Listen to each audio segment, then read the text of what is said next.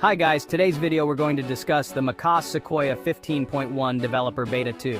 It's here, and it's packed with exciting new features. Some of the main things we need to discuss are below. First is Apple Intelligence. This update introduces the first set of Apple Intelligence features, including writing tools for rewriting, proofreading, and summarizing text. Siri has also gotten a complete redesign and now supports typing to Siri.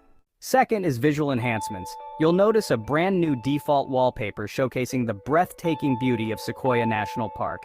Notifications have also been improved to be more intuitive and streamlined. Application updates. Safari's distraction hiding feature has been enhanced and Apple Music's browse section has been rebranded to new. The Podcasts app has a new splash screen and a precise sharing feature. Plus, HDMI pass-through support now offers high bitrate audio support in Apple Music, Apple TV, and QuickTime.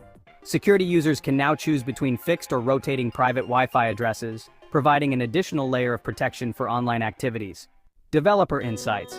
Developers should note that the release notes for macOS 15.1 Beta 2 closely resemble those of macOS 15.0 Beta 6, indicating a continuity in the development process. macOS 15.1 is a prerequisite for accessing the new Apple Intelligence features. These are just some of the highlights of the macOS Sequoia 15.1 Developer Beta 2. It's clear that Apple is committed to continuous improvement and innovation.